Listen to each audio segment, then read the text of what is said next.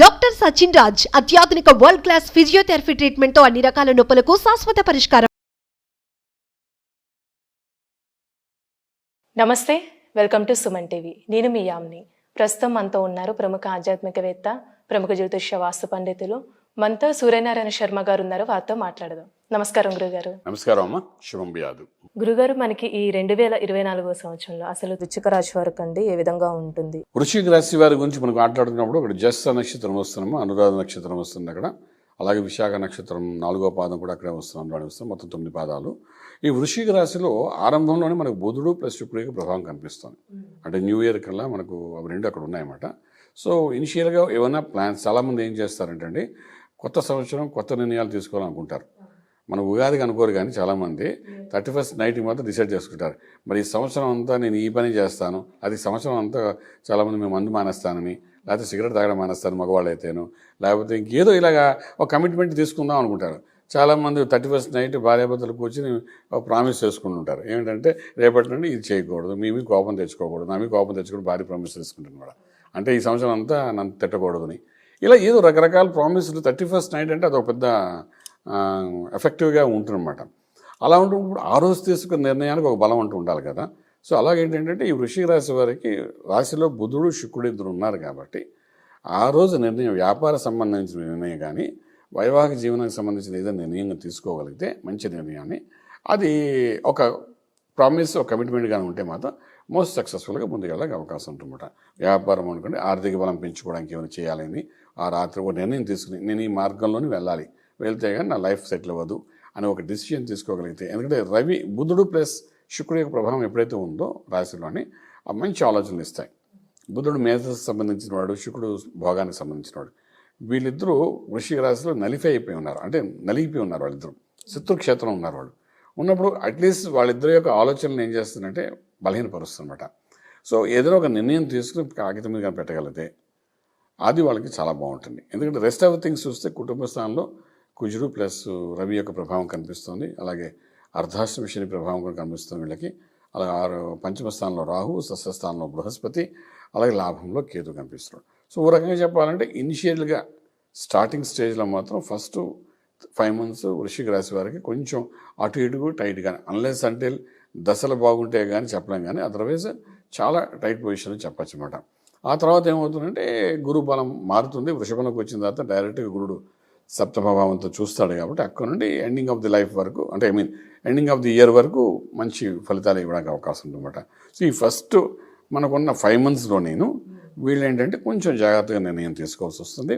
అలాగే వీరికి ఏంటంటే ఈ కుటుంబ స్థానంలో రవి ప్లస్ కుజుడు ఉన్నాడు కాబట్టి కుటుంబ పరంగా హ్యాండ్లింగ్ ద ఇష్యూస్ అనేది ఒక మేజర్ ఇష్యూ కింద మారిపోతుంది వీళ్ళకి.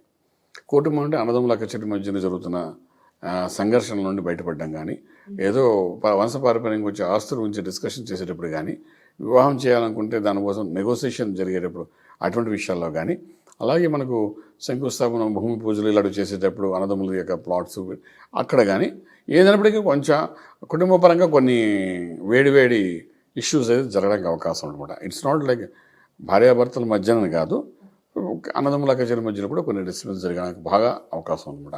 అలాగే వ్యాపారం చేసేటప్పుడు, పార్ట్నర్షిప్ వ్యాపారం చేసేటప్పుడు కూడా అంటే పార్ట్నర్స్తో కూడా కొంతవరకు వైరం పెరిగే అవకాశం ఉంటుందన్నమాట. ఇవన్నీ మనకు ఫస్ట్ హాఫ్లో బాగా కనిపిస్తాయి. ఇక అర్ధాష్టమి శని కూడా ఉంది ఒకటి, చతుర్థంలో శనీశ్వరుడు ఉన్నాడు. అన్లెస్ అంటే మనం మన నక్షత్రం ఏ బుధుడు నక్షత్రం అయ్యి మనకు శని నక్షత్రం అయితే మనకి ఎక్కువ ఇబ్బంది పట్టదు, ఎందుకంటే బుధుడు ప్లస్ శని మంచి మిత్రులు కాబట్టి. లేని పక్షంలో ఏంటంటే ఫస్ట్ హాఫ్లో అంటే జ్యేష్ఠ నక్షత్రం కానీ మనకు విశాఖ నక్షత్రం, గురు నక్షత్రం వాళ్ళిద్దరు పడదు. జ్యేష్ఠ నక్షత్రం వాళ్ళకి న్యూట్రల్గా ఉండే అవకాశం ఉంటుంది, మళ్ళీ ఆ నక్షత్రం బట్టి కూడా ఉంటుంది ఒక్కొక్కసారి. సో ఇలా ఉన్నప్పుడు ఈ అర్ధాష్టమి శని ప్రభావం అంటే కొంచెం వెనక్కి లాగుతుంటుంది. అలాగే రాహు పంచమలో ఉన్నాడు కాబట్టి పిల్లల ద్వారా కూడా కొంచెం మానసిక ఒత్తిడి పొందే అవకాశం ఉంటుందన్నమాట ఫస్ట్ హాఫ్లోనే. వాళ్ళ గురించి ఆలోచించడం, వాళ్ళు మనం అనుకున్న టార్గెట్స్ వాళ్ళతో రీచ్ అవ్వకపోవడము, దానివల్ల మనం ఒత్తిడిలో ఉండడము. ఫర్ ఎగ్జాంపుల్ పిల్లలు ఏదో హైయర్ ఎడ్యుకేషన్ అనుకుంటారు, ఏవో ఎగ్జామ్స్ రాయాలి, ఆ ఎగ్జామ్స్లో అనుకున్న స్టేజ్కి రీచ్ అవ్వకపోతే మనం ప్రెషర్ తీసుకుంటాం కదా, అంటే అలా పిల్లల ద్వారా మనకు ప్రెషరు. పిల్లల ద్వారా ఇన్వెస్ట్మెంట్ ప్లాన్స్ చేసిన దాంట్లో కొంచెం నష్టం జరగడము, పిల్లలు చేసే వ్యాపారంలో కొంచెం ఇబ్బందికరమైన పరిస్థితి ఏర్పడము, టైట్ అవ్వడము, పిల్లలు అంటే వ్యాపారం అంటే మన పెద్దవాళ్ళు అయితే మన పిల్లల చేత మనం చేయిస్తాం కదా. సో ఆ రకంగా రకరకాలుగా పిల్లల ద్వారా కొన్ని డిస్టర్బెన్సెస్ అయితే మనకు బాగానే కనిపిస్తుంటాయి. ఇవన్నీ ఉంటుంటే 6వ ఇంట్లో మనకు గురుడు యొక్క ప్రభావం కనిపిస్తుంది. ఈ 6వ ఇంట్లో ఉన్న గురుడు ఇంకొక 5 నెలలు ఉంటాడు కాబట్టి ఈ 5 నెలల్లో కొలెస్ట్రాల్, థైరాయిడ్ గురించి కొంచెం జాగ్రత్తగా ఆలోచించాలి. తర్వాత ఈ వెనక భాగంలో కొంత స్ట్రెస్ వస్తుంది. ఈ వృశ్చిక రాశి వారికి నరాలు లాగడం కానీ లేకపోతే ఇక్కడ ఏం చిన్న దెబ్బలు తగ్గడం జరుగుతాయి. అలాంటిది ఏం జరిగితే మాత్రం అది క్రానిక్ ఇష్యూ అయ్యే అవకాశం ఉంటుంది. సో మనం ఏంటంటే అది ఇలా ఏం అనిపిస్తుంది అంటే ఇమ్మీడియట్గా డాక్టర్ని కన్సల్ట్ చేయడం, అడ్వైస్ తీసుకోవడం, మెడిసిన్ తీసుకోవడం అనేది చాలా అవసరం పడుతుంది మనం చెప్పేస్తాం. గురుగారు, ఇప్పుడు ప్రైవేట్ రంగానికి సంబంధించి కానీ గవర్నమెంట్ రంగానికి సంబంధించి వాళ్ళకి ప్రమోషన్స్ అనేవి ఉన్నాయా? ప్రమోషన్స్, ఇంక్రిమెంట్స్ అనేది 2 వర్గాల వారికి ఉంటుందండి. అది తర్వాత ఉద్యోగం మారడం అంటూ కూడా జరుగుతుంది. న్యూ ఇయర్లో వాళ్ళకి ఆ మారిన వాళ్ళకి 20-25% హైక్ అనేది కనబడుతుంది. ఇంపోర్ట్ ఎక్స్పోర్ట్ వ్యాపారం చేసేవాడికి అనుకూలంగా కనబడుతుంది. అలాగే మనకి ఏంటంటే విదేశాలకు వెళ్ళి సెటిల్ అవ్వాలి, ఉద్యోగరీత్యా అనుకున్న వాళ్ళు కూడా సెకండ్ హాఫ్ అనేది చాలా బాగుంటుంది. They can try. అలాగే వివాహం కోసం చేసే ప్రయత్నాల్లో సక్సెస్ఫుల్ కూడా అవుతారు వీళ్ళు. అలాగే మన మధ్యవర్తిత్వం వహించి హ్యాండ్లింగ్ చేస్తుంటారు. అదొక హాబీగా ఉంటాయి చాలామందికి. అందులో కూడా మంచి సక్సెస్ కనబడడానికి అవకాశం ఉంటుంది. సో ఓవరాల్గా మనం తీస్తే ఫస్ట్ హాఫ్ కంటే సెకండ్ హాఫ్ చాలా బాగుంటుంది వీళ్ళకి. ఈ వృశ్చిక రాశి వారికి ఫస్ట్ హాఫ్ కొంచెం న్యూట్రల్గా వెళ్ళినా సెకండ్ హాఫ్ మాత్రం అన్ని రంగాల వారికి కూడా మంచి బెనిఫిషియల్గా ఉండడానికి అవకాశం ఉంటుంది. గురుగారు, ఇప్పుడు ఈ వృశ్చిక రాశి వారికి ఎలాంటి పరిహారం చేస్తే మంచిదండి? పరిహారం అంటే ఇక్కడ మళ్ళీ సుబ్రహ్మణ్య స్వామి ఆరాధన చేయడం చాలా అవసరం పడుతుందండి. పరిహారం అంటే కాకుండా ఎనర్జీ లెవెల్స్ పెంచుకోవడానికి సహజంగాను. అలాగే ఈ సుబ్రహ్మణ్య స్వామికి ఎందుకు అంటున్నాం అంటే, ఈ కుజుడు అనేవాడు 4th హౌస్కి వెళ్తాడండి. అంటే కుంభంలో ఉన్న శనితో కలుస్తాడు. ఆ 4th హౌస్కి వెళ్ళినప్పుడు మార్చి 15 నుండి మే 1 మధ్యకాలంలో కొంచెం హెల్త్ ఇష్యూస్ అవి కనబడుతుంటాయి, ఇబ్బందులు పడుతుంటాయి. కాబట్టి మనం సుబ్రహ్మణ్య స్వామికి ఆరాధన చేసుకుంటే మంచి న్యూట్రల్గా అంటే నెగిటివ్ ఎనర్జీని కొంత కంట్రోల్ చేయడానికి అవకాశం ఉంటుందన్నమాట.